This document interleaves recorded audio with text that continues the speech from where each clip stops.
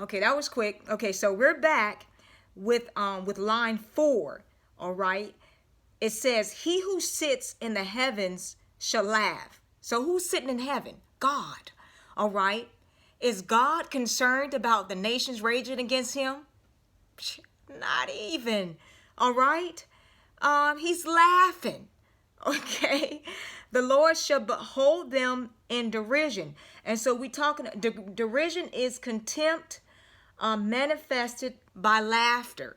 All right. God is laughing at these people who so say against him. Okay. And then it says, then in line 5, then he shall speak to them in his wrath. We don't want God to speak to us in his wrath. Gee. Okay, and distress them in his deep displeasure. And so we're talking about distress, we're talking about God's punishment. All right. So they think they don't want to have anything to do with God.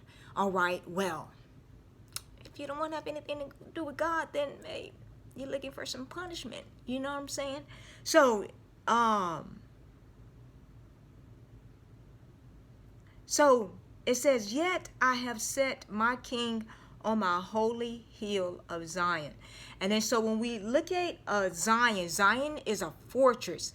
Okay, it's God's spiritual kingdom. All right. And so, and this is what he's saying: "Yet I have set my king." He has already, who's the king? King Jesus. All right. He has already set him up. So it doesn't matter if somebody is for him, against him. His throne is already established. Okay. Now check this out. Look in line 7. "I will declare the decree. The Lord has said to me, you are my son."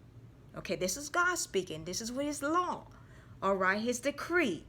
"The Lord has said to me, you are my son. Today I have begotten you." Now that right there is very important.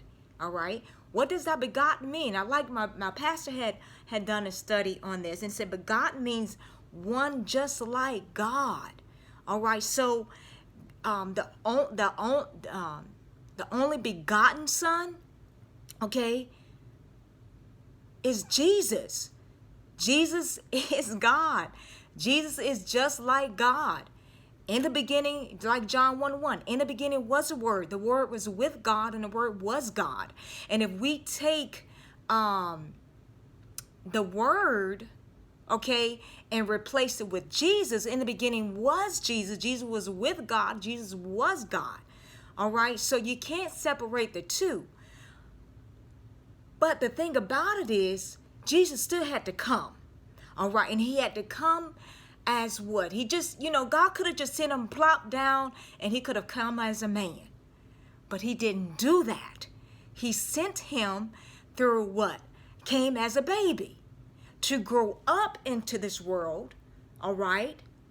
To become from a baby to a man so that he can identify with mankind whom he made. Check this out. Can God could have just like said, Jesus, go on down there and see about them people. When he created, check this out, boy. Thank you, Holy Spirit. When he created Adam and Eve, he didn't create Adam and Eve as babies. No, because babies can't come together and be fruitful and multiply. He created Adam and Eve as adults. Hence, children. Save adult things for adult times. All right? Don't do adult things before your time. All right? So he created Adam and Eve as adults. All right? But he sent Jesus, our second Adam, as a baby. And look at Luke, what that is. Luke 1:35. Check this out. It says here, go up, 34. "Then Mary said to the angel, how can this be, since I do not know a man? And the angel answered and said to her, the Holy Spirit will come upon you, and the power of the highest will overshadow you. Therefore also that Holy One who is to be born will be called the Son of God." The Son of God. One just like God. Okay? part of the second of the Godhead Trinity. All right. So we're going to go ahead and stop there because that was deep, and let your mind, saturate that for a little bit, and then we'll be back to see if we could just probably finish off Psalm 2.